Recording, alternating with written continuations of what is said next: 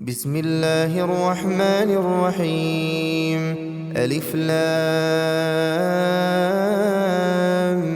ميم.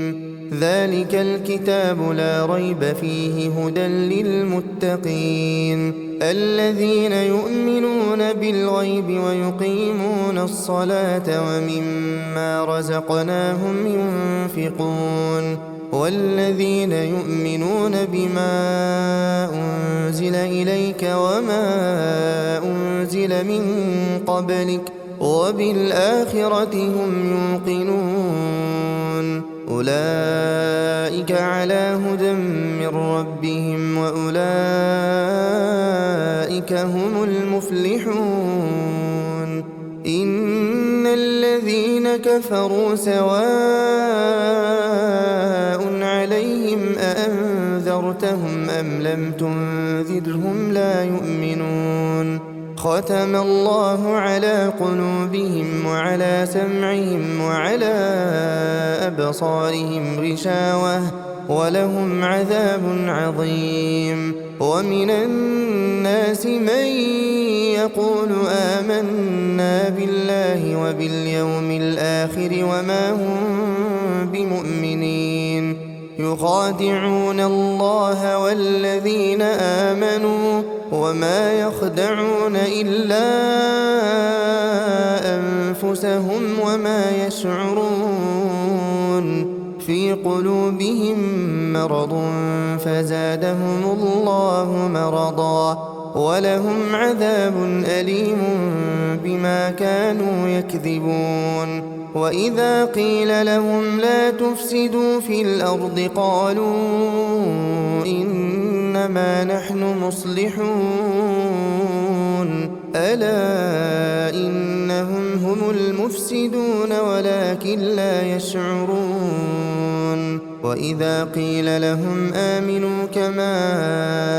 آمن الناس قالوا أنؤمن كما آمن السفهاء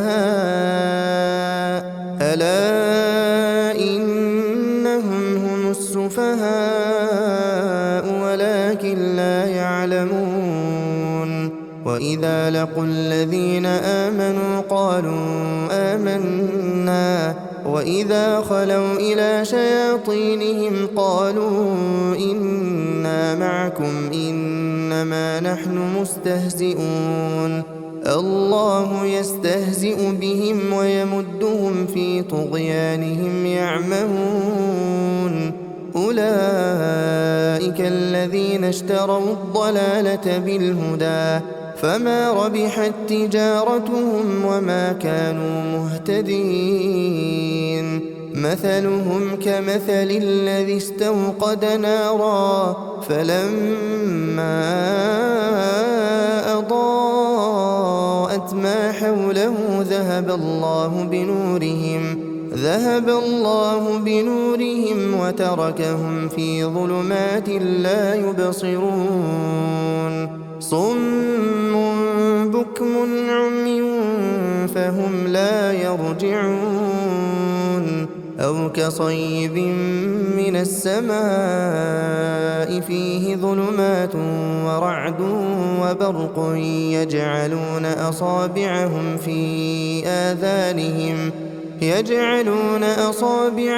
في آذانهم من الصواعق حذر الموت والله محيط بالكافرين. يكاد البرق يخطف أبصارهم كلما أضاء لهم مشوا فيه وإذا أظلم عليهم قاموا ولو شاء الله لذهب بسمعهم وأبصارهم إن الله على كل شيء قدير. يا أيها الناس اعبدوا ربكم الذي خلقكم والذين من قبلكم لعلكم تتقون. الذي جعل لكم الأرض فراشا والسماء بناء وأنزل من السماء أخرج به من الثمرات رزقا لكم فلا تجعلوا لله أندادا وأنتم تعلمون وإن كنتم في ريب مما نزلنا على عبدنا فأتوا بسورة من مثله وادعوا شهداءكم من دون الله إن كنتم صادقين فإن لم تفعلوا ولن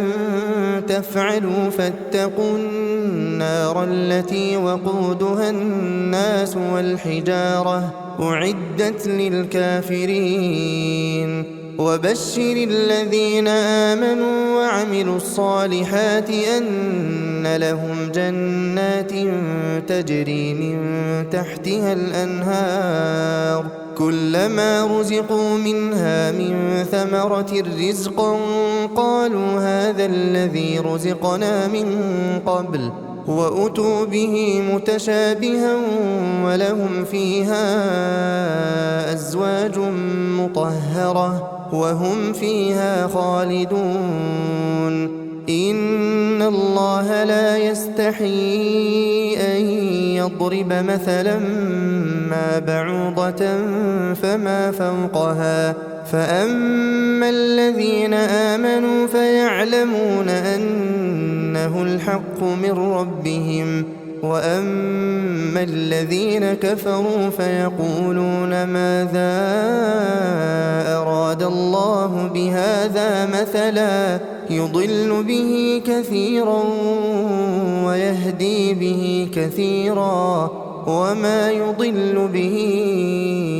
إلا الفاسقين الذين ينقضون عهد الله من بعد ميثاقه ويقطعون ما أمر الله به أن يوصل ويفسدون في الأرض أولئك هم الخاسرون كيف تكفرون بالله وكنتم أمواتا فأحياكم ثم يميتكم ثم يحييكم ثم إليه ترجعون هو الذي خلق لكم ما في الأرض جميعا ثم استوى إلى السماء فسواهن 7 سماوات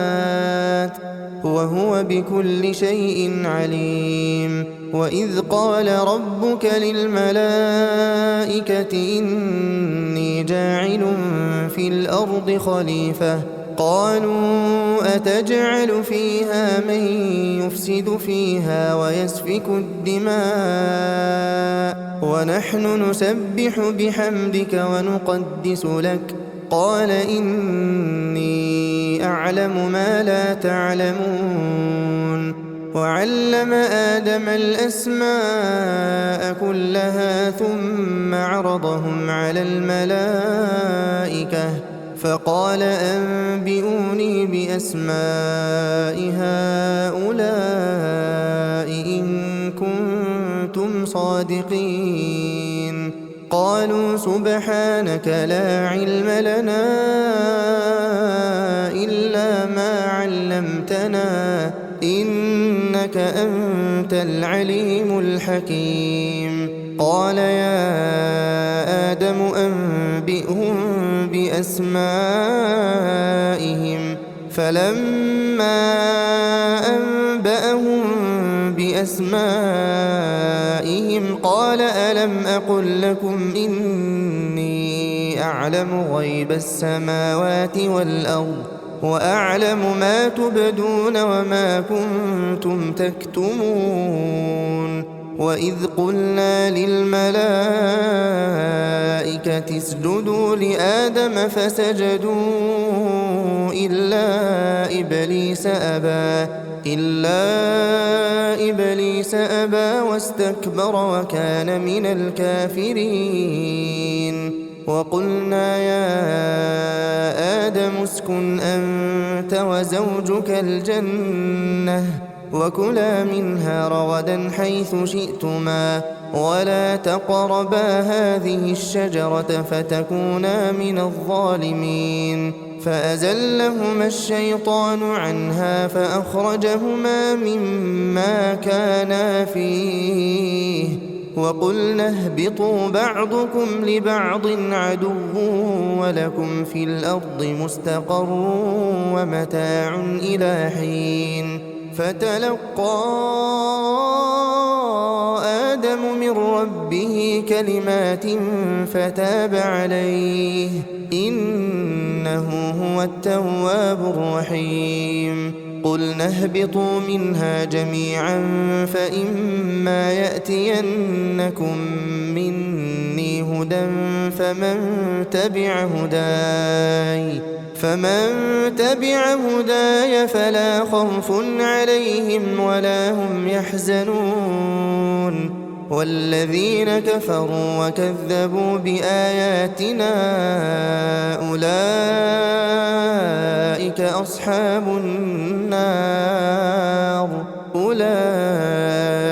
أصحاب النار هم فيها خالدون يا بني إسرائيل اذكروا نعمتي التي أنعمت عليكم وأوفوا بعهدي أوف بعهدكم وإياي فارهبون وآمنوا بما أنزلت مصدقا لما معكم ولا تكونوا أول كافر به ولا تشتروا بآياتي ثمنا قليلا وإياي فاتقون ولا تلبسوا الحق بالباطل وتكتموا الحق وأنتم تعلمون وأقيموا الصلاة وآتوا الزكاة واركعوا مع الراكعين أتأمرون الناس بالبر وتنسون أنفسكم وأنتم تتلون الكتاب أفلا تعقلون واستعينوا بالصبر والصلاة وإنها لكبيرة إلا على الخاشعين الذين يظنون أنهم ملاقو ربهم وأنهم إليه راجعون يا بني إسرائيل اذكروا نعمتي التي أنعمت عليكم وأني فضلتكم على العالمين واتقوا يوما لا تجزي نفس عن نفس شيئا ولا يقبل منها شفاعة ولا يؤخذ منها عدل ولا هم ينصرون وإذ نجيناكم من آل فرعون يسومونكم سوء العذاب يذبحون أبناءكم ويستحيون نساءكم وفي ذلكم بلاء من ربكم عظيم وإذ فرقنا بكم البحر فأنجيناكم وأغرقنا آل فرعون وأنتم تنظرون وإذ واعدنا موسى 40 ليلة ثم اتخذتم العجل من بعده وأنتم ظالمون ثم عفونا عنكم من بعد ذلك لعلكم تشكرون وإذ آتينا موسى الكتاب والفرقان لعلكم تهتدون وإذ قال موسى لقومه يا قوم إنكم ظلمتم أنفسكم باتخاذكم العجل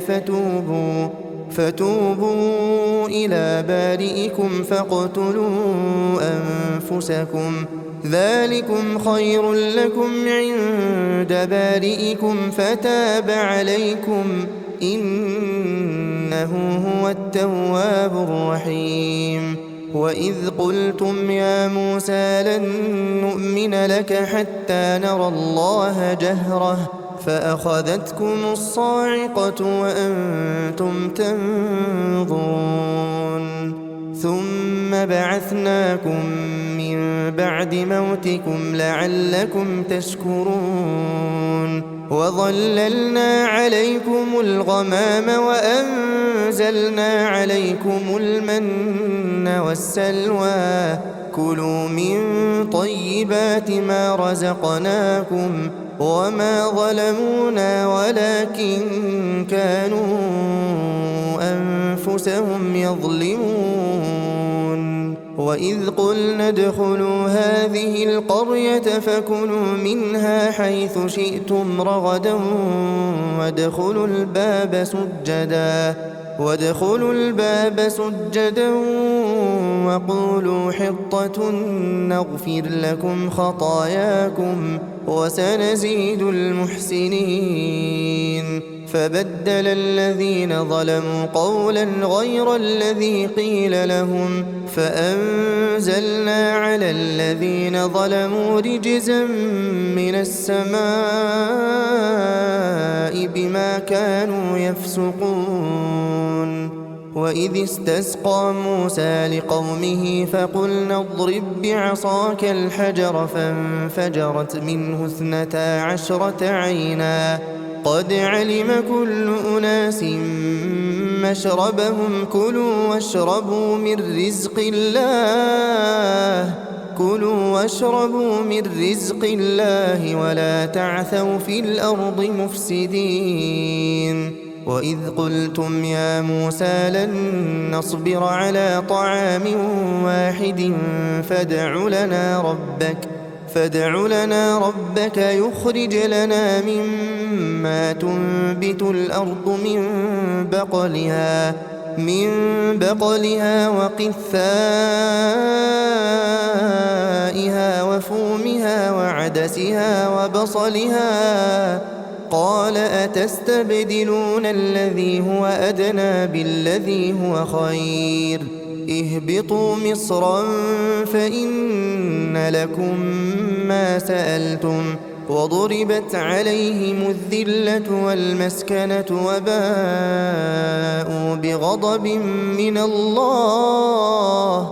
ذلك بأنهم كانوا يكفرون بآيات الله ويقتلون النبيين بغير الحق ذلك بما عصوا وكانوا يعتدون إن الذين آمنوا والذين هادوا والنصارى والصابئين من آمن بالله واليوم الآخر وعمل صالحا فلهم أجرهم عند ربهم ولا خوف عليهم ولا هم يحزنون وإذ أخذنا ميثاقكم ورفعنا فوقكم الطور خذوا ما آتيناكم بقوة واذكروا ما فيه لعلكم تتقون ثم توليتم من بعد ذلك فلولا فضل الله عليكم ورحمته لكنتم من الخاسرين ولقد علمتم الذين اعتدوا منكم في السبت فقلنا لهم كونوا قردة خاسئين فجعلناها نكالا لما بين يديها وما خلفها وموعظة للمتقين وإذ قال موسى لقومه إن الله يأمركم أن تذبحوا بقرة قالوا أتتخذنا هزوا قال أعوذ بالله أن أكون من الجاهلين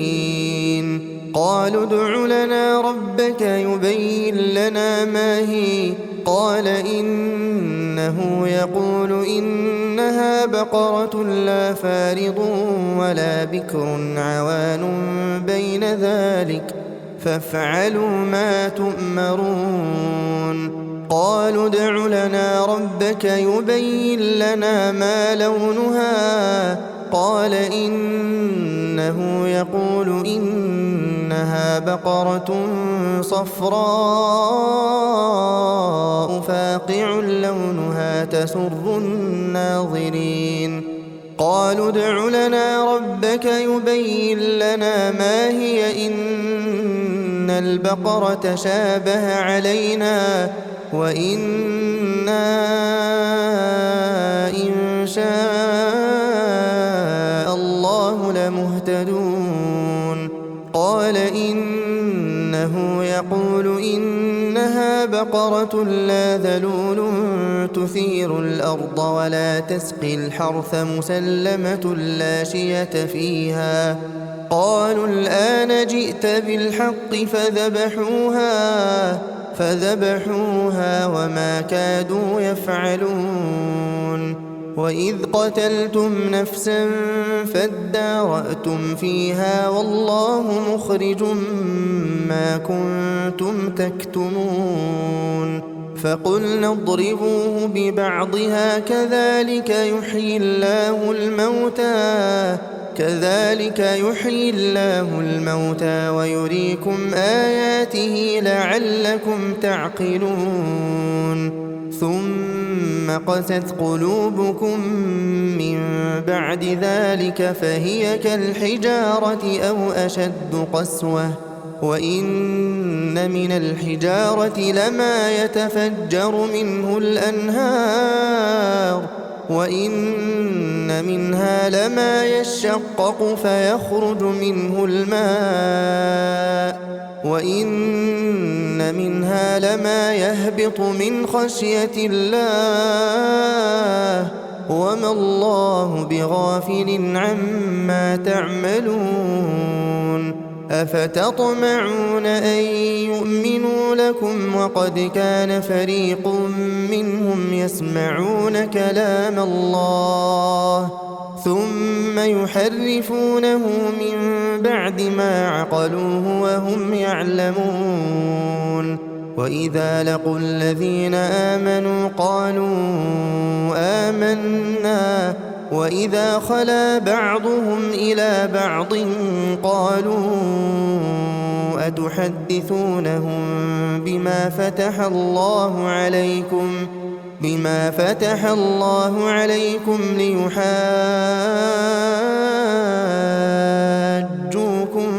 به عند ربكم أفلا تعقلون. أولا يعلمون أن الله يعلم ما يسرون وما يعلنون. ومنهم أميون لا يعلمون الكتاب إلا أماني وإنهم إلا يظنون. فويل للذين يكتبون الكتاب بأيديهم ثم يقولون هذا من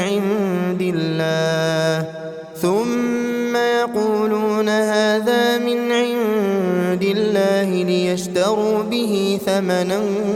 قليلا فويل لهم مما كتبت أيديهم وويل لهم مما يكسبون. وقالوا لن تمسنا النار إلا أياما معدودة قل أتخذتم عند الله عهدا فلن يخلف الله عهده أم تقولون على الله ما لا تعلمون. بلى من كسب سيئة وأحاطت به خطيئته فأولئك أصحاب النار هم فيها خالدون. والذين آمنوا وعملوا الصالحات أولئك أصحاب الجنة هم فيها خالدون وإذ أخذنا ميثاق بني إسرائيل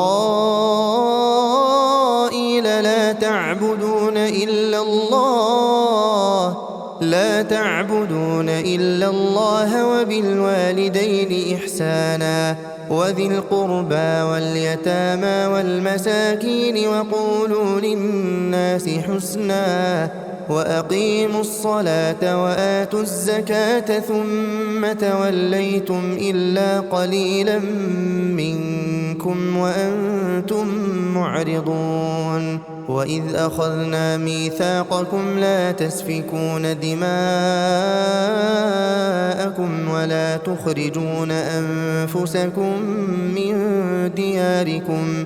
ثم أقررتم وأنتم تشهدون ثم أنتم هؤلاء تقتلون أنفسكم وتخرجون فريقا منكم من ديارهم تظاهرون عليهم بالإثم والعدوان وإن يأتوكم أسارى تفادوهم وهو محرم عليكم إخراجهم أفتؤمنون ببعض الكتاب وتكفرون ببعض فما جزاء من يفعل ذلك منكم إلا خزي في الحياة الدنيا ويوم القيامة يردون إلى أشد العذاب وما الله بغافل عما تعملون أولئك الذين اشتروا الحياة الدنيا بالآخرة فلا يخفف عنهم العذاب ولا هم ينصرون ولقد آتينا موسى الكتاب وقفينا من بعده بالرسل وآتينا عيسى ابن مريم البينات وأيدناه بروح القدس أفكلما جاءكم رسول بما لا تهوى أنفسكم استكبرتم ففريقا كذبتم وفريقا تقتلون وقالوا قلوبنا غلف بل لعنهم الله بكفرهم فقليلا ما يؤمنون ولما جاءهم كتاب من عند الله مصدق لما معهم وكانوا من قبل يستفتحون على الذين كفروا فلما جاءهم ما عرفوا كفروا به فلعنة الله على الكافرين بئس ما اشتروا به أنفسهم أن يكفروا بما أنزل الله بغيا أن ينزل الله من فضله على من يشاء من عباده فباءوا بغضب على غضب وللكافرين عذاب مهين وإذا قيل لهم آمنوا بما أنزل الله قالوا نؤمن بما أنزل علينا ويكفرون بما وراءه وهو الحق مصدقا لما معهم قل فلم تقتلون أنبياء الله من قبل إن كنتم مؤمنين ولقد جاءكم موسى بالبينات ثم اتخذتم العجل من بعده وأنتم ظالمون وإذ أخذنا ميثاقكم ورفعنا فوقكم الطور خذوا ما آتيناكم بقوة واسمعوا قالوا سمعنا وعصينا وأشربوا في قلوبهم العجل بكفرهم قل بئس ما يأمركم به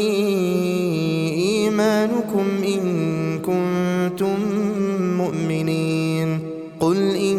كانت لكم الدار الآخرة عند الله خالصة من دون الناس فتمنوا الموت إن كنتم صادقين ولن يتمنوه أبدا بما قدمت أيديهم والله عليم بالظالمين ولتجدنهم أحرص الناس على حياة ومن الذين أشركوا يود أحدهم لو يعمر 1000 سنة وما هو بمزحزحه من العذاب أن يعمر والله بصير بما يعملون قل من كان عدوا لجبريل فإنه نزله على قلبك بإذن الله مصدقا لما بين يديه وهدى وبشرى للمؤمنين من كان عدوا لله وملائكته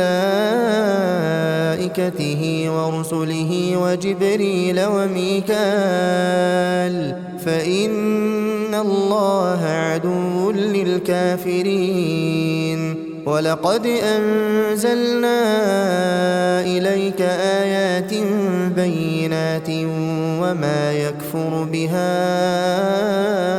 إلا الفاسقون أوكلما عاهدوا عهدا نبذه فريق منهم بل أكثرهم لا يؤمنون ولما جاءهم رسول من عند الله مصدق لما معهم نبذ فريق من الذين أوتوا الكتاب كتاب الله وراء ظهورهم نبذ فريق من الذين أوتوا الكتاب كتاب الله وراء ظهورهم كأنهم لا يعلمون واتبعوا ما تتلو الشياطين على ملك سليمان وما كفر سليمان ولكن الشياطين كفروا يعلمون الناس السحر وما أنزل على الملكين ببابل هاروت وماروت وما يعلمان من أحد حتى يقولا إنما نحن فتنة فلا تكفر فيتعلمون منهما ما يفرقون به بين المرء وزوجه وما هم بضارين به من أحد إلا بإذن الله ويتعلمون ما يضرهم ولا ينفعهم ولقد علموا لمن اشتراه ما له في الآخرة من خلاق ولبئس ما شروا به أنفسهم لو كانوا يعلمون ولو أنهم آمنوا واتقوا لمثوبة من عند الله خير لو كانوا يعلمون يا أيها الذين آمنوا لا تقولوا راعنا وقولوا انظرنا واسمعوا وللكافرين عذاب أليم ما يود الذين كفروا من أهل الكتاب ولا المشركين أن ينزل عليكم من خير من ربكم والله يختص برحمته من يشاء والله ذو الفضل العظيم ما ننسخ من آية أو ننسها نأت بخير منها أو مثلها ألم تعلم أن الله على كل شيء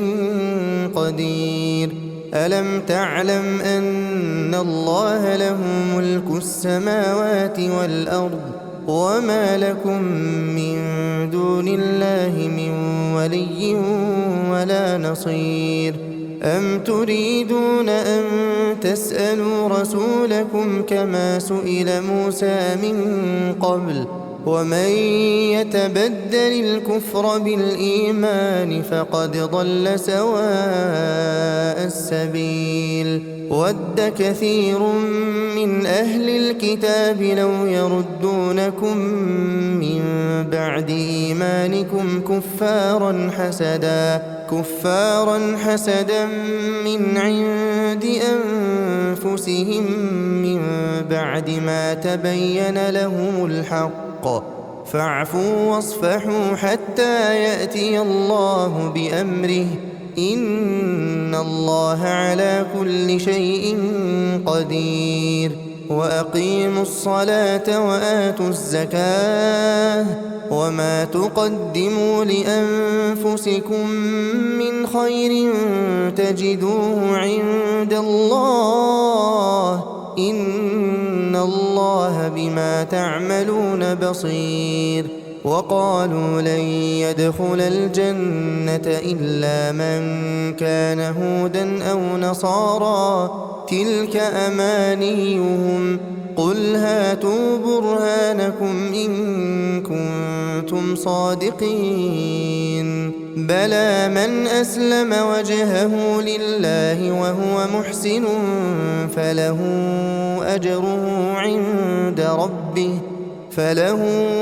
أجره عند ربه ولا خوف عليهم ولا هم يحزنون وقالت اليهود ليست النصارى على شيء وقالت النصارى ليست اليهود على شيء وهم يتلون الكتاب كذلك قال الذين لا يعلمون مثل قولهم فالله يحكم بينهم يوم القيامة فيما كانوا فيه يختلفون ومن أظلم ممن منع مساجد الله أن يذكر فيها اسمه وسعى في خرابها أولئك ما كان لهم أن يدخلوها إلا خائفين لهم في الدنيا خزي ولهم في الآخرة عذاب عظيم ولله المشرق والمغرب فأينما تولوا فثم وجه الله إن الله واسع عليم وقالوا اتخذ الله ولدا سبحانه بل له ما في السماوات والأرض كل له قانتون بديع السماوات والأرض وإذا قضى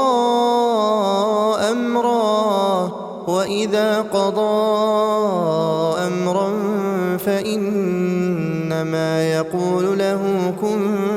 فيكون وقال الذين لا يعلمون لولا يكلمنا الله أو تأتينا آية كذلك قال الذين من قبلهم مثل قولهم تشابهت قلوبهم قد بينا الآيات لقوم يوقنون إنا أرسلناك بالحق بشيرا ونذيرا ولا تسأل عن أصحاب الجحيم ولن ترضى عنك اليهود ولا النصارى حتى تتبع ملتهم قل إن هدى الله هو الهدى ولئن اتبعت أهواءهم بعد الذي جاءك من العلم ما لك من الله من ولي ولا نصير الذين آتيناهم الكتاب يتلونه حق تلاوته أولئك يؤمنون به ومن يكفر به فأولئك هم الخاسرون يا بني إسرائيل اذكروا نعمتي التي أنعمت عليكم وأني فضلتكم على العالمين واتقوا يوما لا تجزي نفس عن نفس شيئا ولا يقبل منها عدل ولا تنفعها شفاعة ولا هم ينصرون وإذ ابتلى إبراهيم ربه بكلمات فأتمهن قال إني جاعلك للناس إماما قال ومن ذريتي قال لا ينال عهد الظالمين وإذ جعلنا البيت مثابة للناس وأمنا واتخذوا من مقام إبراهيم مصلى وعهدنا إلى إبراهيم وإسماعيل أن طهرا بيتي للطائفين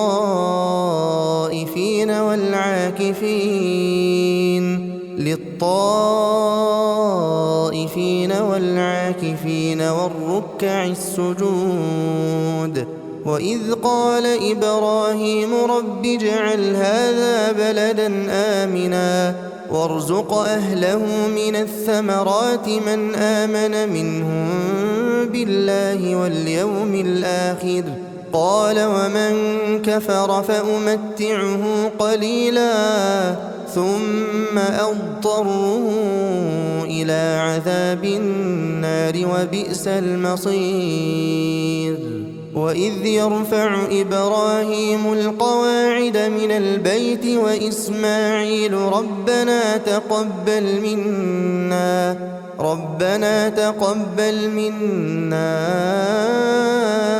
إنك أنت السميع العليم ربنا واجعلنا مسلمين لك ومن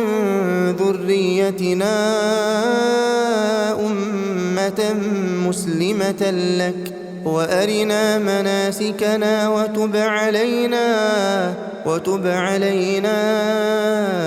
إنك أنت التواب الرحيم ربنا وابعث فيهم رسولا منهم يتلو عليهم آياتك ويعلمهم الكتاب والحكمة ويزكيهم إنك أنت العزيز الحكيم ومن يرغب عن ملة إبراهيم إلا من سفه نفسه ولقد اصطفيناه في الدنيا وإنه في الآخرة لمن الصالحين إذ قال له ربه أسلم قال أسلمت لرب العالمين ووصى بها إبراهيم بنيه ويعقوب يا بني إن الله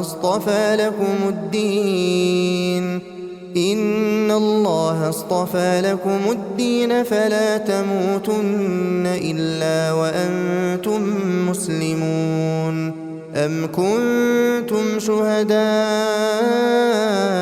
إذ حضر يعقوب الموت إذ قال لبنيه ما تعبدون من بعدي قالوا نعبد إلهك وإله آبائك إبراهيم وإسماعيل وإسحاق إلها واحدا ونحن له مسلمون تلك أمة قد خلت لها ما كسبت ولكم ما كسبتم ولا تسألون عما كانوا يعملون وقالوا كونوا هودا أو نصارى تهتدوا قل بل ملة إبراهيم حنيفا وما كان من المشركين قولوا آمنا بالله وما أنزل إلينا وما أنزل إلى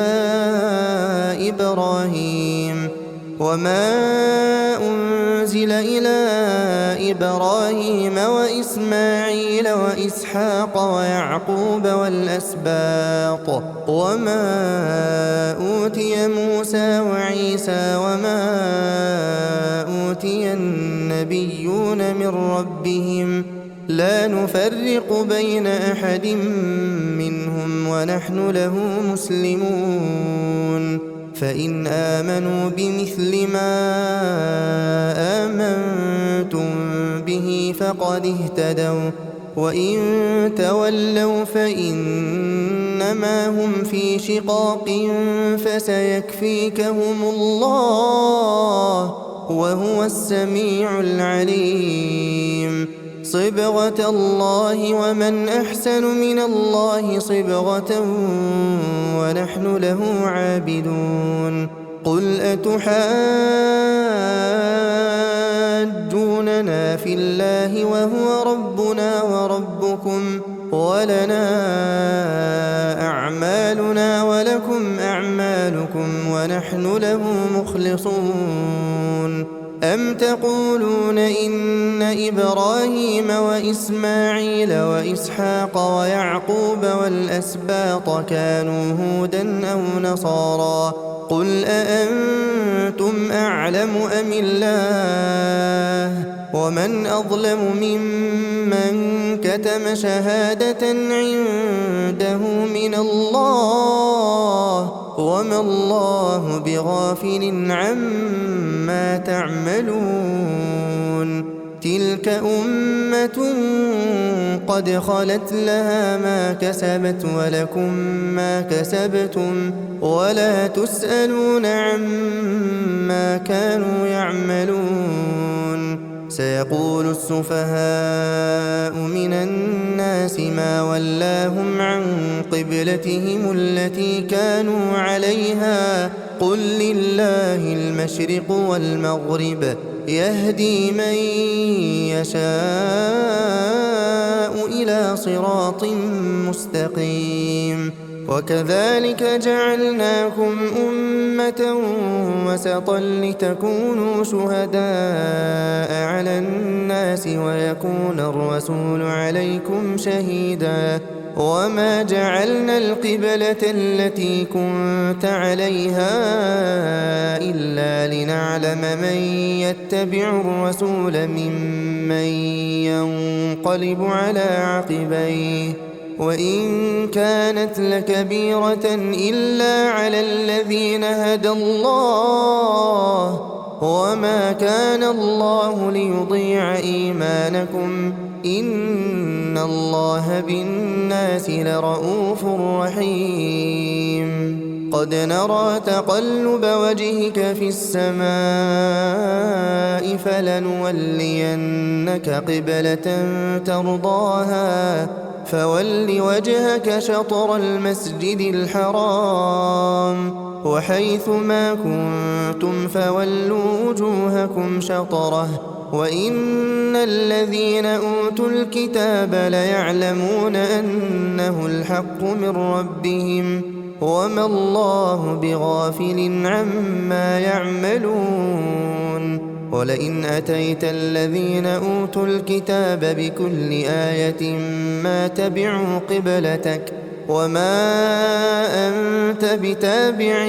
قبلتهم وما بعضهم بتابع قبلة بعض ولئن اتبعت أهواءهم من بعد ما جاءك من العلم إنك إذا لمن الظالمين الذين آتيناهم الكتاب يعرفونه كما يعرفون أبناءهم وإن فريقا منهم ليكتمون الحق وهم يعلمون الحق من ربك فلا تكونن من الممترين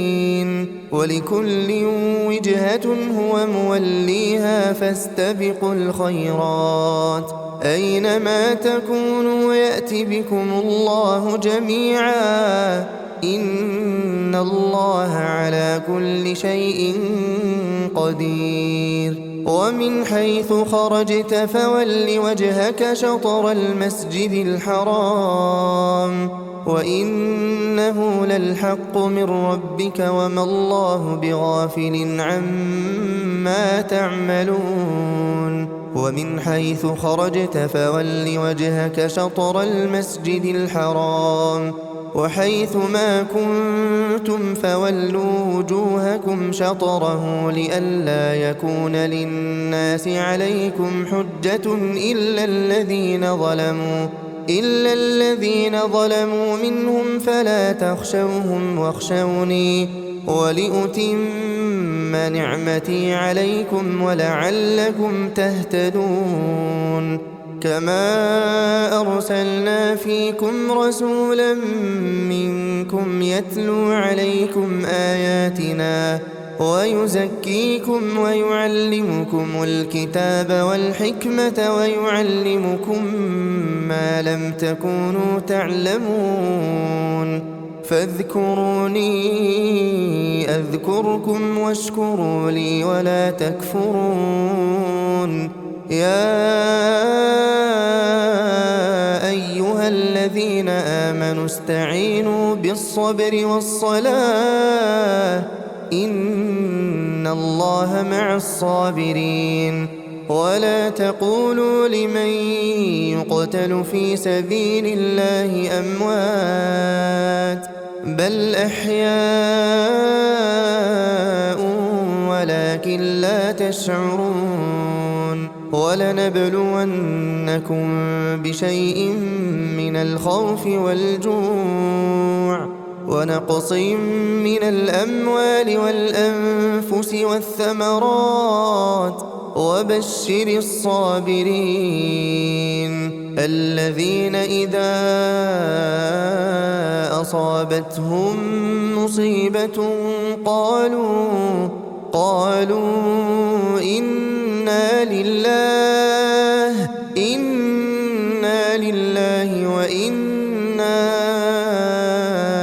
إليه راجعون أولئك عليهم صلوات من ربهم ورحمة وأولئك هم المهتدون إن الصفا والمروة من شعائر الله فمن حج البيت أو اعتمر فلا جناح عليه أن يطوف بهما ومن تطوع خيرا فإن الله شاكر عليم إن الذين يكتمون ما أنزلنا من البينات والهدى من بعد ما بيناه للناس في الكتاب أولئك يلعنهم الله ويلعنهم اللاعنون إلا الذين تابوا وأصلحوا وبينوا فأولئك أتوب عليهم وأنا التواب الرحيم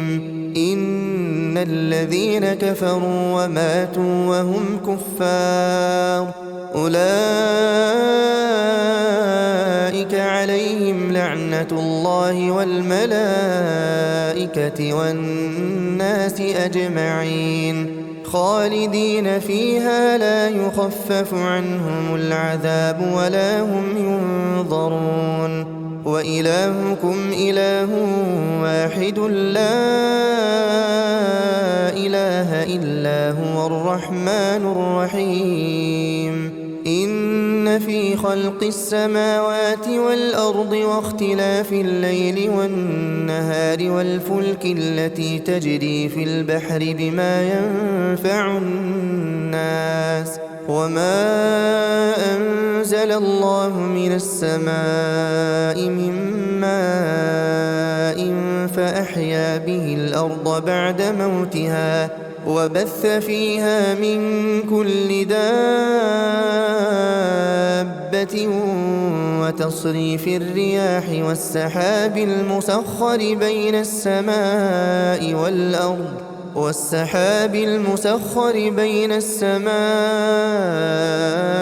والأرض لآيات لقوم يعقلون ومن الناس من يتخذ من دون الله أندادا يحبونهم كحب الله والذين آمنوا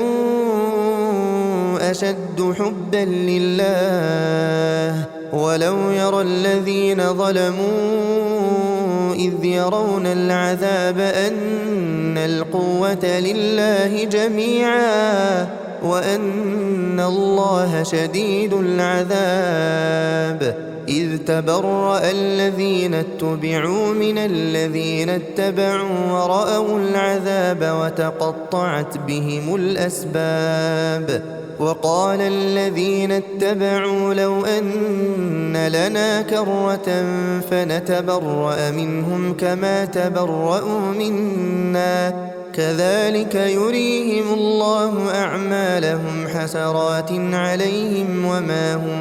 بخارجين من النار يا أيها الناس كلوا مما في الأرض حلالا طيبا ولا تتبعوا خطوات الشيطان إنه لكم عدو مبين إنما يأمركم بالسوء والفحشاء وأن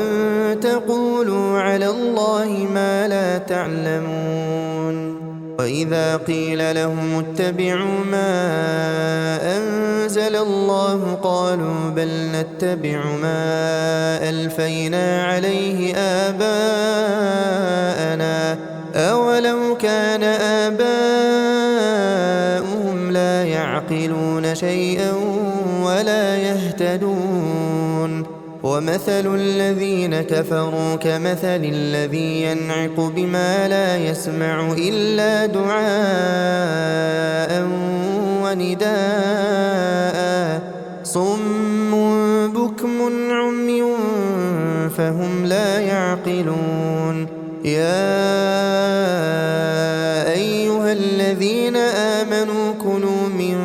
طيبات ما رزقناكم واشكروا لله إن كنتم إياه تعبدون إنما حرم عليكم الميتة والدم ولحم الخنزير وما أهل به لغير الله فمن اضطر غير باغ ولا عاد فلا إثم عليه إن الله غفور رحيم إن الذين يكتمون ما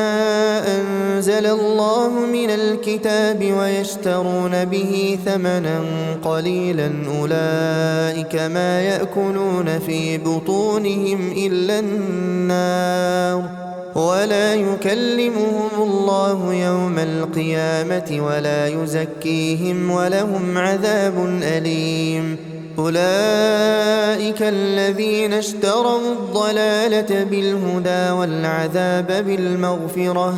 فما أصبرهم على النار ذلك بأن الله نزل الكتاب بالحق وإن الذين اختلفوا في الكتاب لفي شقاق بعيد ليس البر أن تولوا وجوهكم قبل المشرق والمغرب ولكن البر من آمن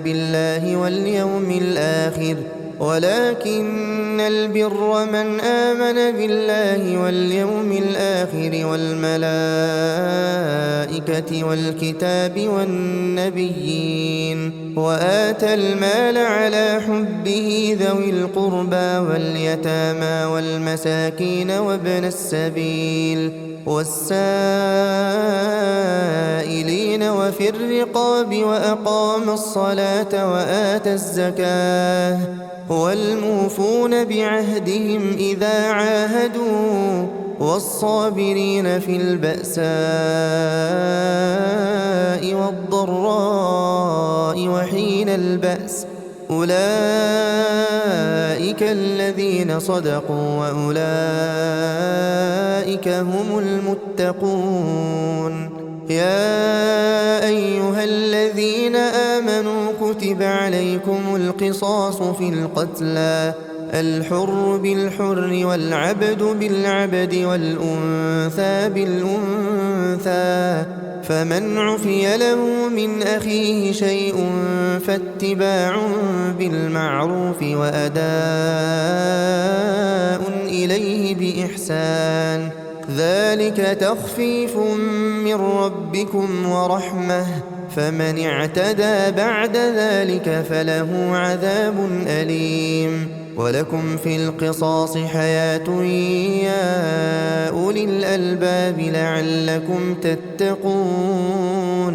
كتب عليكم إذا حضر أحدكم الموت إن ترك خيرا الوصية للوالدين والأقربين بالمعروف حقا على المتقين فمن بدله بعدما سمعه فإنما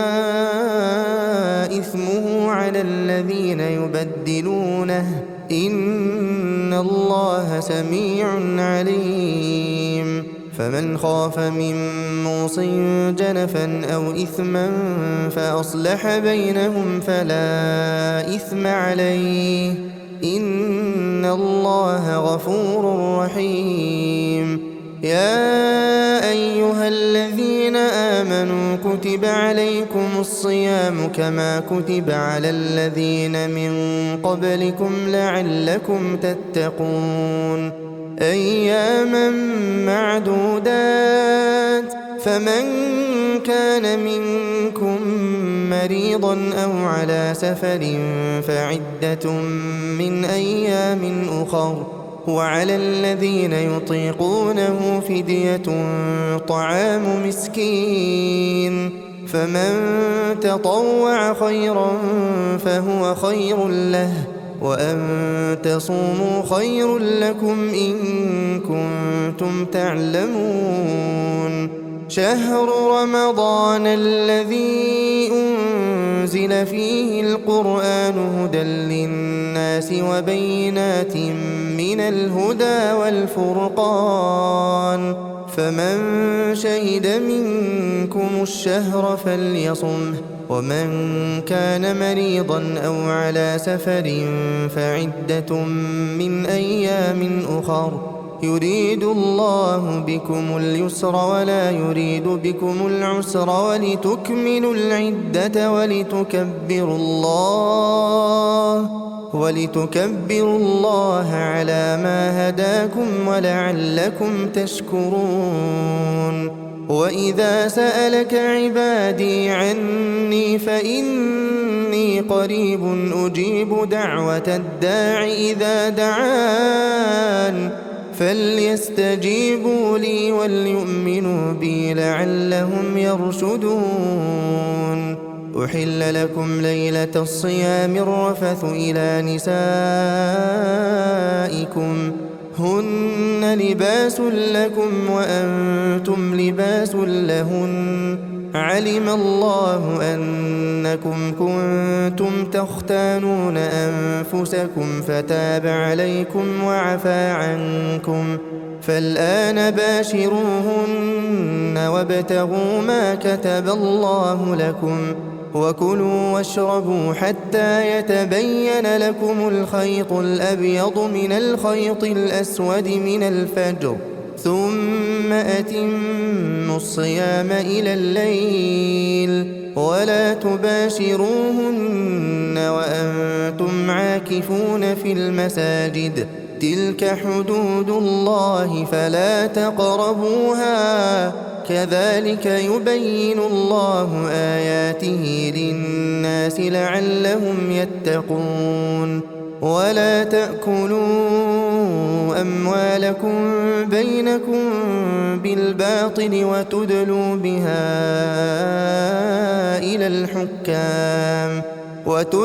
بها إلى الحكام لتأكلوا فريقا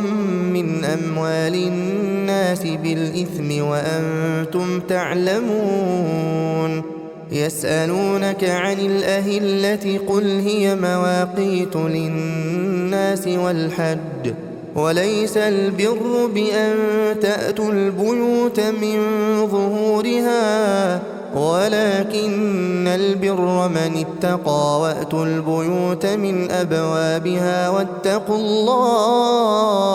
واتقوا الله لعلكم تفلحون وقاتلوا في سبيل الله الذين يقاتلونكم ولا تعتدوا إن الله لا يحب المعتدين واقتلوهم حيث ثقفتموهم وأخرجوهم من حيث أخرجوكم والفتنة أشد من القتل ولا تقاتلوهم عند المسجد الحرام حتى يقاتلوكم فيه فإن قاتلوكم فاقتلوهم كذلك جزاء الكافرين فإن انتهوا فإن الله غفور رحيم وقاتلوهم حتى لا تكون فتنة ويكون الدين لله فإن انتهوا فلا عدوان إلا على الظالمين الشهر الحرام بالشهر الحرام والحرمات قصاص فمن اعتدى عليكم فاعتدوا عليه بمثل ما اعتدى عليكم واتقوا الله واعلموا أن الله مع المتقين وأنفقوا في سبيل الله ولا تلقوا بأيديكم إلى التهلكة وأحسنوا إن الله يحب المحسنين وأتموا الحج والعمرة لله فإن أحصرتم فما استيسر من الهدي ولا تحلقوا رؤوسكم حتى يبلغ الهدي محله فمن كان منكم مريضا أو به أذى من رأسه ففدية من صيام أو صدقة أو نسك فإذا أمنتم فمن تمتع بالعمرة إلى الحج فما استيسر من الهدي فمن لم يجد فصيام 3 أيام في الحج و7 إذا رجعتم تلك 10 كاملة ذلك لمن لم يكن أهله حاضر المسجد الحرام واتقوا الله واعلموا أن الله شديد العقاب الحج أشهر معلومات فمن فرض فيهن الحج فلا رفث ولا فسوق ولا جدال في الحج وما تفعلوا من خير يعلمه الله وتزودوا فإن خير الزاد التقوى واتقون يا أولي الألباب. ليس عليكم جناح أن تبتغوا فضلا من ربكم، فإذا أفضتم من عرفات فاذكروا الله عند المشعر الحرام واذكروه كما هداكم وإن كنتم من قبله لمن الضالين. ثم أفيضوا من حيث أفاض الناس واستغفروا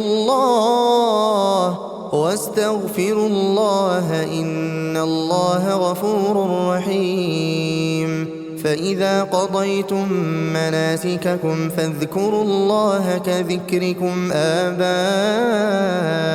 أو أشد ذكرا. فمن الناس من يقول ربنا آتنا في الدنيا وما له في الآخرة من خلاق، ومنهم من يقول ربنا آتنا في الدنيا حسنة وفي الآخرة حسنة وقنا عذاب النار. أولئك لهم نصيب مما كسبوا والله سريع الحساب. واذكروا الله في أيام معدودات فمن تعجل في يومين فلا إثم عليه ومن تأخر فلا إثم عليه لمن اتقى. واتقوا الله واعلموا أنكم إليه تحشرون. ومن الناس من يعجبك قوله في الحياة الدنيا ويشهد الله على ما في قلبه وهو ألد الخصام. وإذا تولى سعى في الأرض ليفسد فيها ويهلك الحرث والنسل والله لا يحب الفساد. وإذا قيل له اتق الله أخذته العزة بالإثم فحسبه جهنم ولبئس المهاد. ومن الناس من يشري نفسه ابتغاء مرضات الله والله رؤوف بالعباد. يا أيها الذين آمنوا ادخلوا في السلم كافة ولا تتبعوا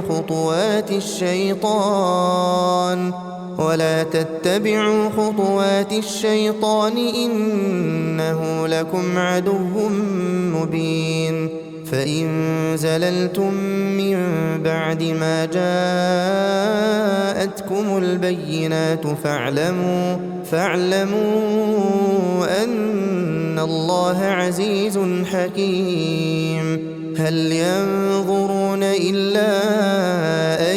يأتيهم الله في ظلل من الغمام والملائكة وقضي الأمر وإلى الله ترجع الأمور. سل بني إسرائيل كم آتيناهم من آية بينة ومن يبدل نعمة الله من بعد ما جاءته فإن الله شديد العقاب. زين للذين كفروا الحياة الدنيا ويسخرون من الذين آمنوا والذين اتقوا فوقهم يوم القيامة والله يرزق من يشاء بغير حساب. كان الناس أمة واحدة فبعث الله النبيين فبعث الله النبيين مبشرين ومنذرين وأنزل معهم الكتاب بالحق ليحكم بين الناس فيما اختلفوا فيه وما اختلف فيه إلا الذين أوتوه من بعد ما جاءتهم البينات بغيا بينهم فهدى الله الذين آمنوا لما اختلفوا فيه من الحق بإذنه والله يهدي من يشاء إلى صراط مستقيم. أم حسبتم أن تدخلوا الجنة ولما يأتكم مثل الذين خلوا من قبلكم مستهم البأساء والضراء وزلزلوا حتى يقول الرسول والذين آمنوا معه متى نصر الله ألا إن نصر الله قريب. يسألونك ماذا ينفقون قل ما أنفقتم من خير فللوالدين والأقربين واليتامى والمساكين وابن السبيل وما تفعلوا من خير فإن الله به عليم. كتب عليكم القتال وهو كره لكم وعسى أن تكرهوا شيئا وهو خير لكم وعسى أن تحبوا شيئا وهو شر لكم والله يعلم وأنتم لا تعلمون. يسألونك عن الشهر الحرام قتال فيه قل قتال فيه كبير وصد عن سبيل الله وكفر به والمسجد الحرام وإخراج أهله منه أكبر عند الله والفتنة أكبر من القتل ولا يزالون يقاتلونكم حتى يردوكم عن دينكم إن استطاعوا ومن يرتدد منكم عن دينه فيمت وهو كافر فأولئك حبطت أعمالهم في الدنيا والآخرة وأولئك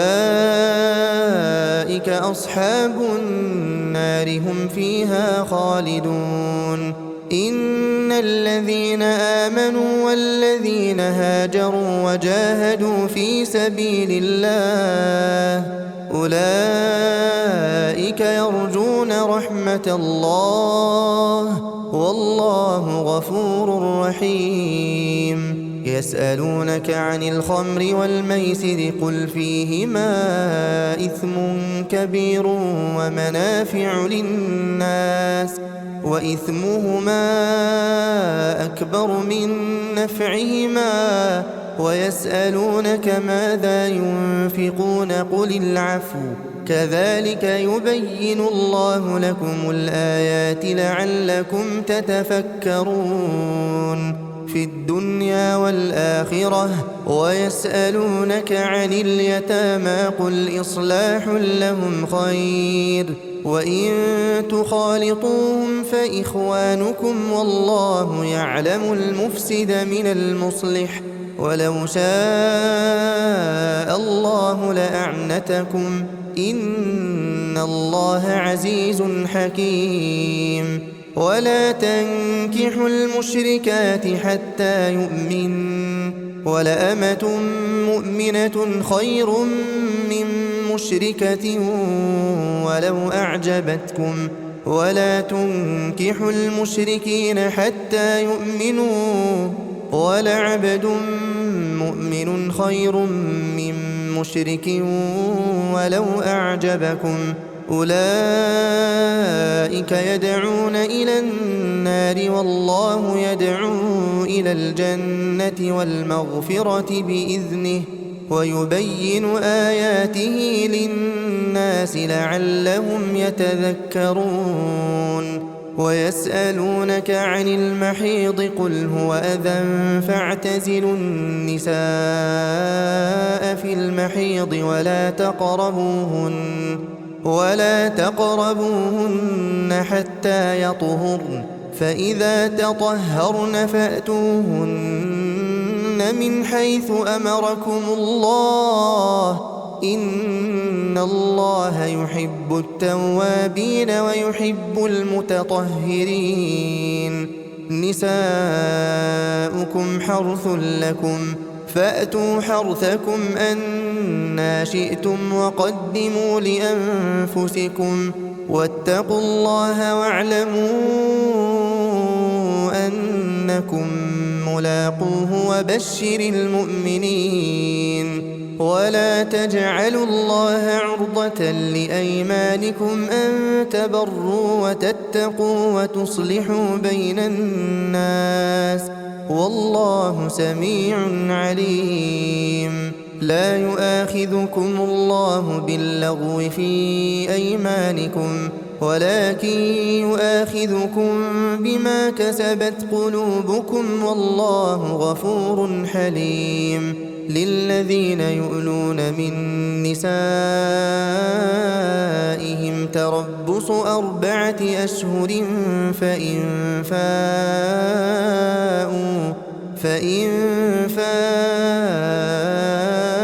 فإن الله غفور رحيم وإن عزموا الطلاق فإن الله سميع عليم والمطلقات يتربصن بأنفسهن 3 قروء ولا يحل لهن أن يكتمن ما خلق الله في أرحامهن إن كن يؤمن بالله واليوم الآخر وبعولتهن أحق بردهن في ذلك إن أرادوا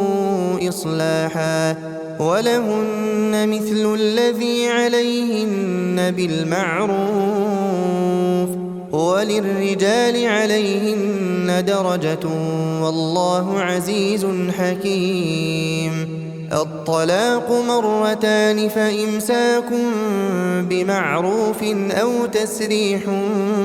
بإحسان ولا يحل لكم أن تأخذوا مما آتيتموهن شيئا إلا أن يخافا ألا يقيما حدود الله فإن خفتم ألا يقيما حدود الله فلا جناح عليهما فيما افتدت به تلك حدود الله فلا تعتدوها ومن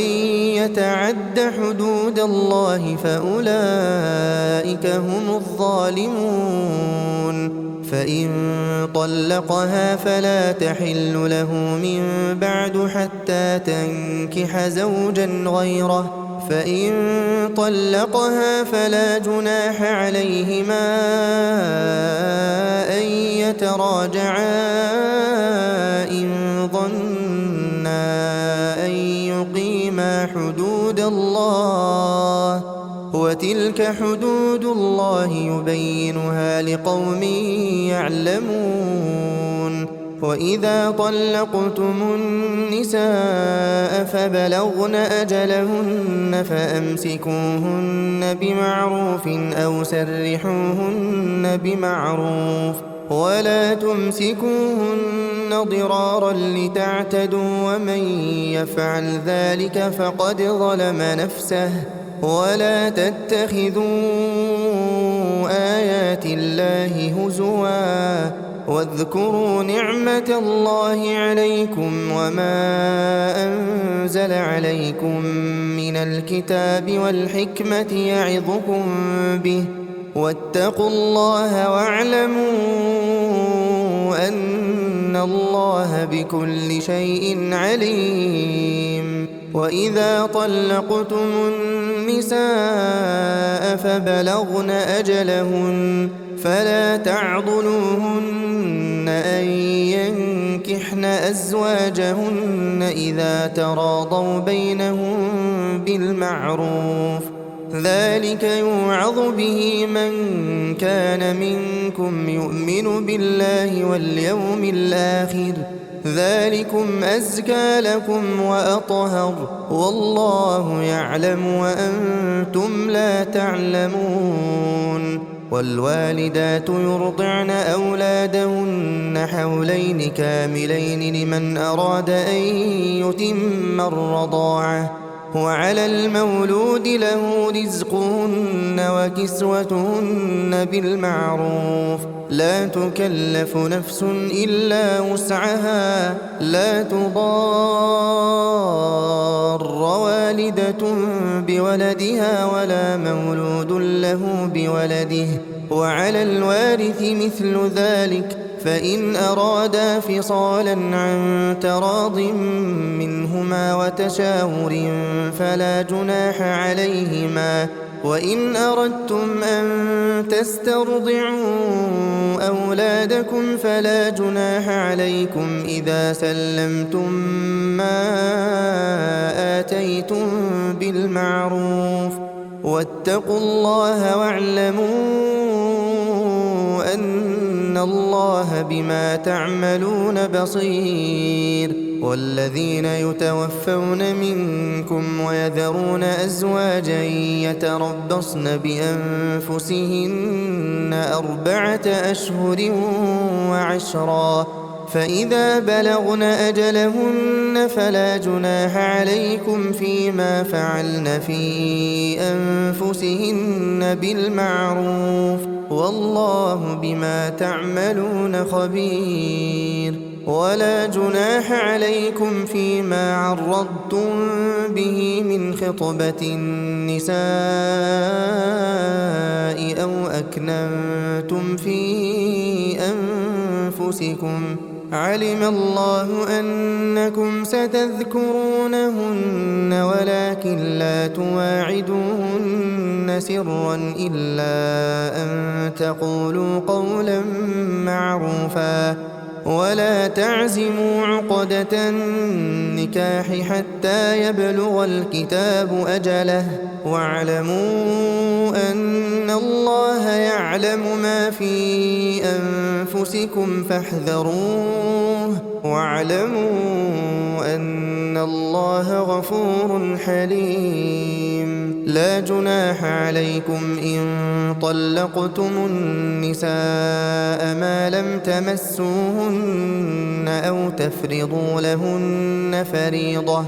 ومتعوهن على الموسع قدره وعلى المقتر قدره متاعا بالمعروف حقا على المحسنين. وإن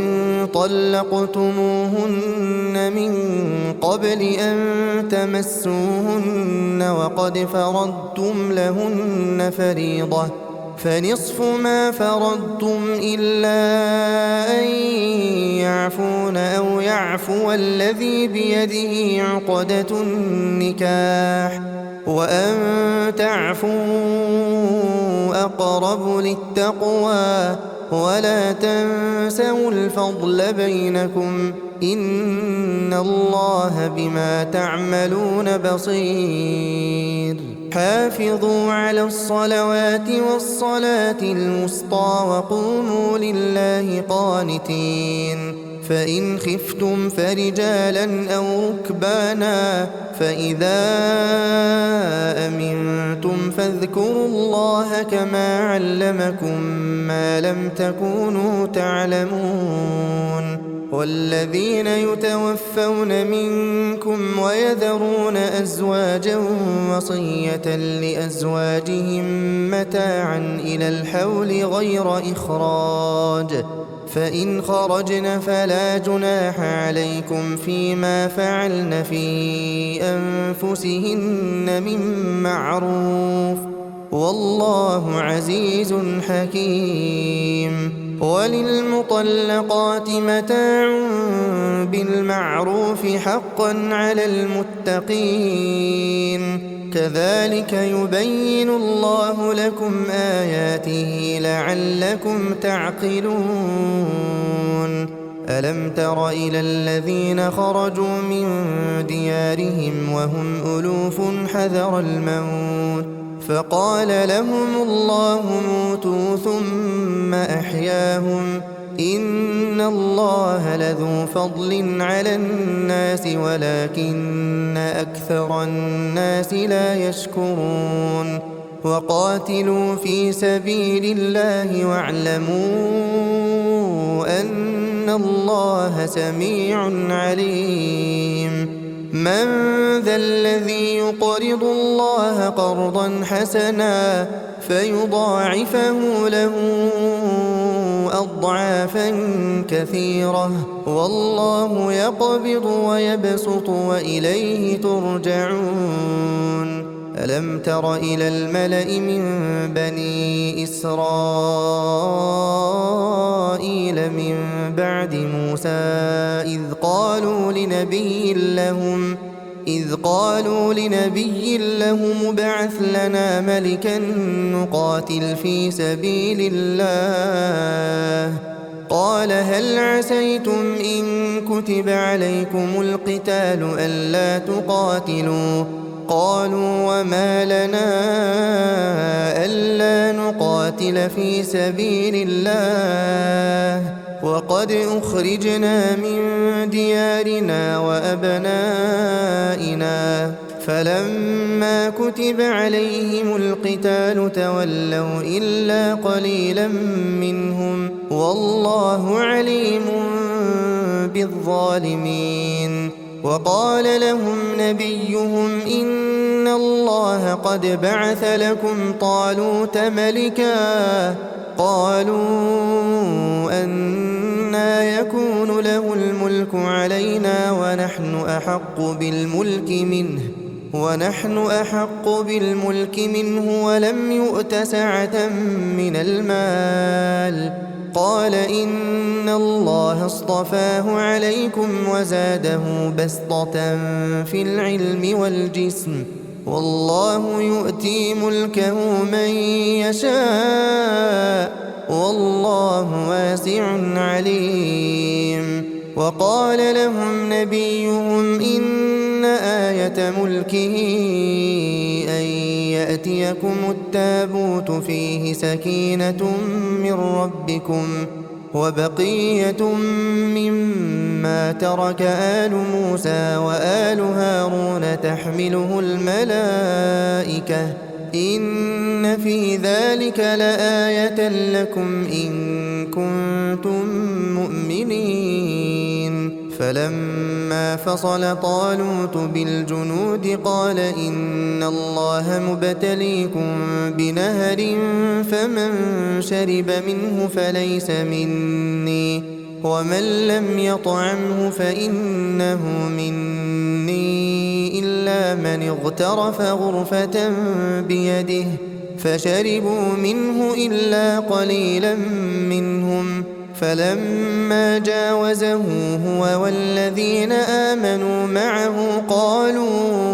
قالوا لا طاقة لنا اليوم بجالوت وجنوده قال الذين يظنون أنهم ملاقو الله كم من فئة قليلة غلبت فئة كثيرة بإذن الله والله مع الصابرين ولما برزوا لجالوت وجنوده قالوا ربنا أفرغ علينا صبرا وثبت أقدامنا وانصرنا على القوم الكافرين فهزموهم بإذن الله وقتل داود جالوت وآتاه الله الملك والحكمة وعلمه مما يشاء ولولا دفع الله الناس بعضهم ببعض لفسدت الأرض ولكن الله ذو فضل على العالمين تلك آيات الله نتلوها عليك بالحق وإنك لمن المرسلين تلك الرسل فضلنا بعضهم على بعض منهم من كلم الله ورفع بعضهم درجات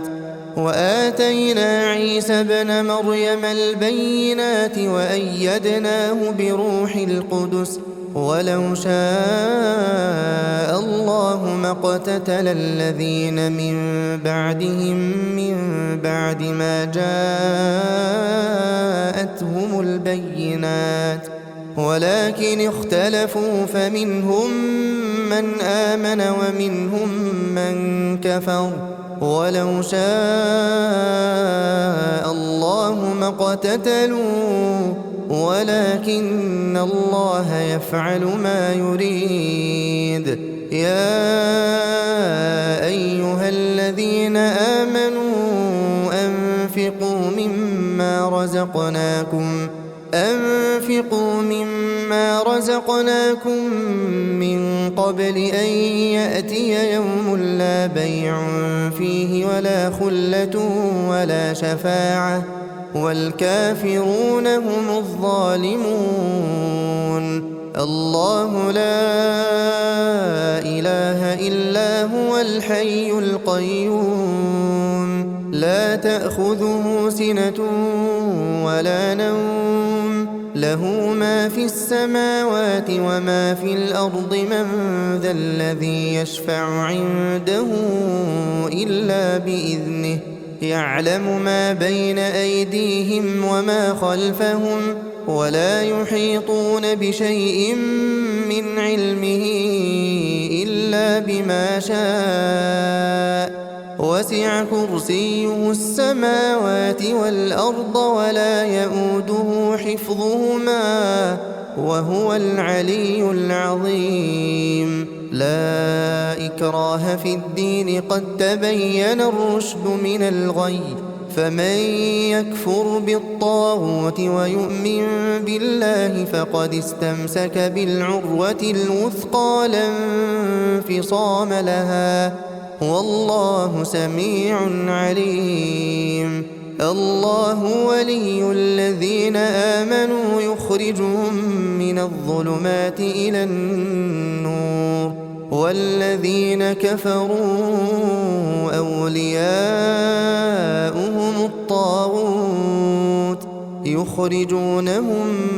من النور إلى الظلمات أولئك أصحاب النار هم فيها خالدون ألم تر إلى الذي حاج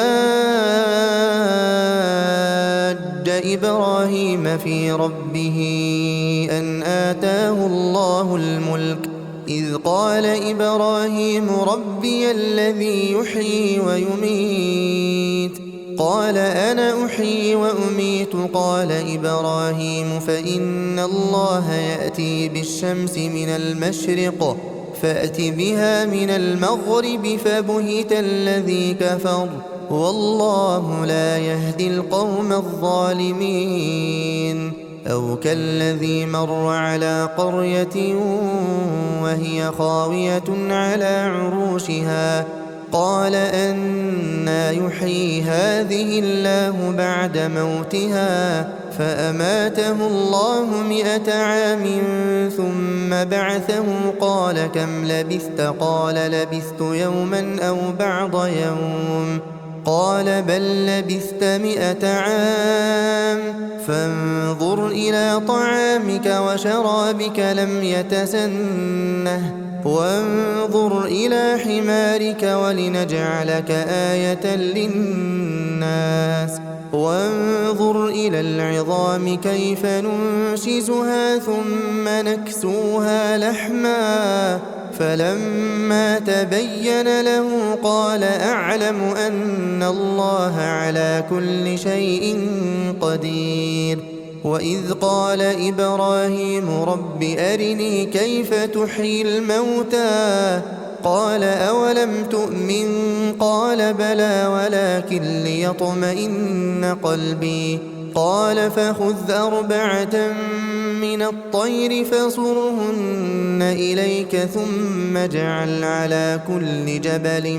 منهن جزءا ثم ادعهن يأتينك سعيا واعلم أن الله عزيز حكيم مثل الذين ينفقون أموالهم في سبيل الله كمثل حبة أنبتت 7 سنابل في كل سنبلة 100 حبة والله يضاعف لمن يشاء والله واسع عليم الذين ينفقون أموالهم في سبيل الله ثم لا يتبعون ما أنفقوا منا ولا أذى لهم أجرهم عند ربهم ولا خوف عليهم ولا هم يحزنون قول معروف ومغفرة خير من صدقة يتبعها أذى والله غني حليم يا أيها الذين آمنوا لا تبطلوا صدقاتكم بالمن والأذى كالذي ينفق ماله رئاء الناس ولا يؤمن بالله واليوم الآخر فمثله كمثل صفوان عليه تراب فأصابه وابل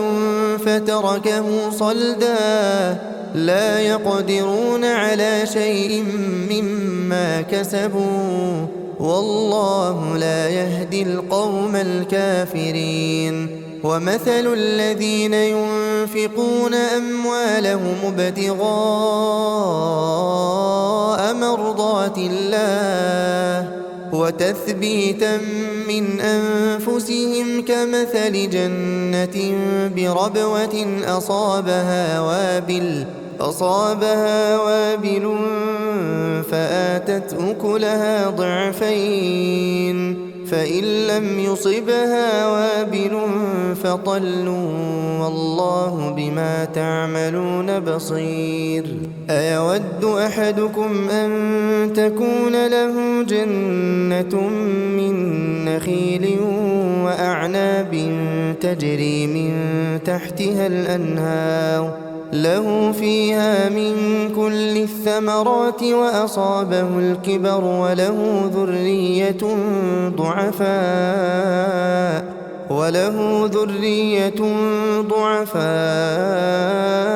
فأصابها إعصار فيه نار فاحترقت كذلك يبين الله لكم الآيات لعلكم تتفكرون يا أيها الذين آمنوا أنفقوا من طيبات ما كسبتم ومما أخرجنا لكم من الأرض ولا تيمموا الخبيث منه تنفقون ولستم بآخذيه إلا أن تغمضوا فيه واعلموا أن الله غني حميد الشيطان يعدكم الفقر ويأمركم بالفحشاء والله يعدكم مغفرة منه وفضلا والله واسع عليم يؤتي الحكمة من يشاء ومن يؤت الحكمة فقد أوتي خيرا كثيرا وما يذكر إلا أولو الألباب وما أنفقتم من نفقة أو نذرتم من نذر فإن الله يعلمه وما للظالمين من أنصار إن تبدوا الصدقات فنعما هي وإن تخفوها وتؤتوها الفقراء فهو خير لكم ويكفر عنكم من سيئاتكم والله بما تعملون خبير ليس عليك هداهم ولكن الله يهدي من يشاء وما تنفقوا من خير فلأنفسكم وما تنفقون إلا ابتغاء وجه الله وما تنفقوا من خير يوفى إليكم وأنتم لا تظلمون للفقراء الذين أحصروا في سبيل الله لا يستطيعون ضربا في الأرض يحسبهم الجاهل أغنياء من التعفف تعرفهم بسيماهم لا يسألون الناس إلحافا وما تنفقوا من خير فإن الله به عليم الذين ينفقون أموالهم بالليل والنهار سرا وعلانية فلهم أجرهم عند ربهم ولا خوف عليهم ولا هم يحزنون الذين يأكلون الربا لا يقومون إلا كما يقوم الذي يتخبطه الشيطان من المس ذلك بأنهم قالوا إنما البيع مثل الربا وأحل الله البيع وحرم الربا فمن جاءه موعظة من ربه فانتهى فله ما سلف وأمره إلى الله ومن عاد فأولئك أصحاب النار هم فيها خالدون يمحق الله الربا ويربي الصدقات والله لا يحب كل كفار أثيم إن الذين آمنوا وعملوا الصالحات وأقاموا الصلاة وآتوا الزكاة لهم أجرهم عند ربهم ولا خوف عليهم ولا هم يحزنون يا أيها الذين آمنوا اتقوا الله وذروا ما بقي من الربا إن كنتم مؤمنين فإن لم تفعلوا فأذنوا بحرب من الله ورسوله وإن تبتم فلكم رؤوس أموالكم لا تظلمون ولا تظلمون وإن كان ذو عسرة فنظرة إلى ميسرة وأن تصدقوا خير لكم إن كنتم تعلمون واتقوا يوما ترجعون فيه إلى الله ثم توفى كل نفس ما كسبت وهم لا يظلمون يا أيها الذين آمنوا إذا تداينتم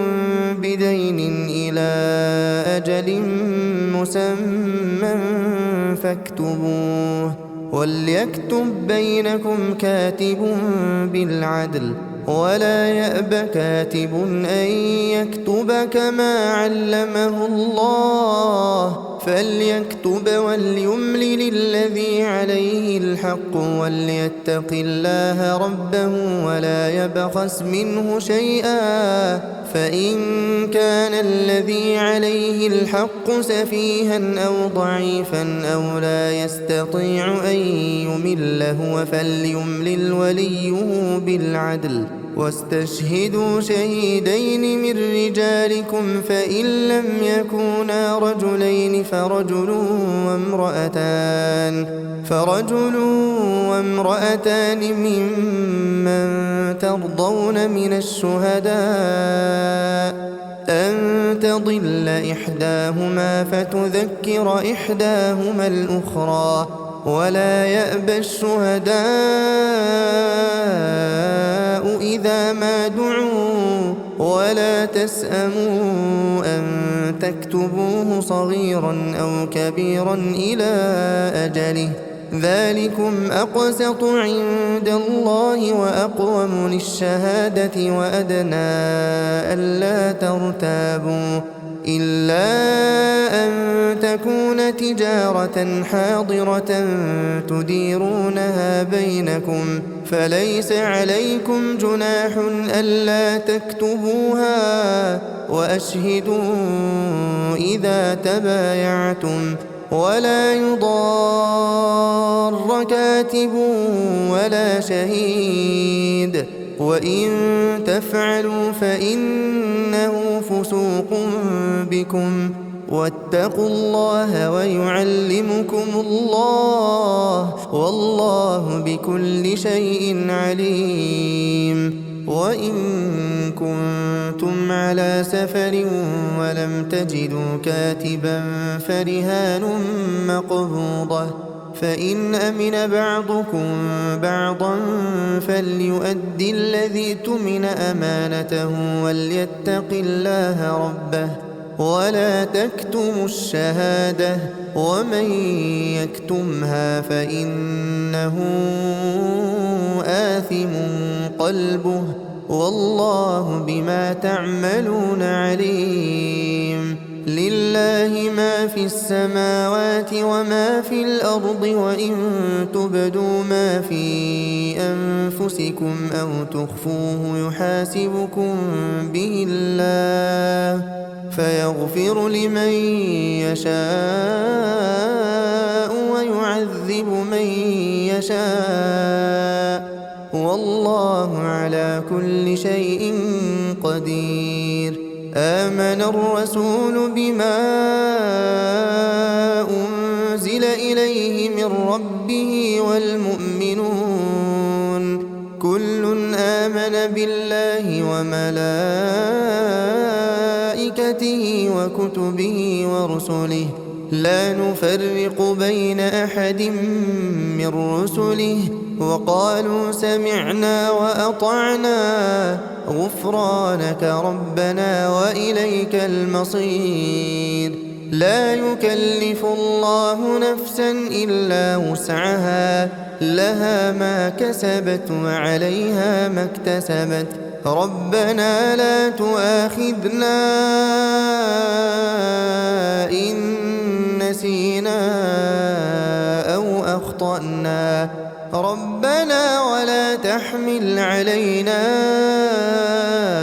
إصرا كما حملته على الذين من قبلنا ربنا ولا تحملنا ما لا طاقة لنا به واعف عنا واغفر لنا وارحمنا أنت مولانا فانصرنا على القوم الكافرين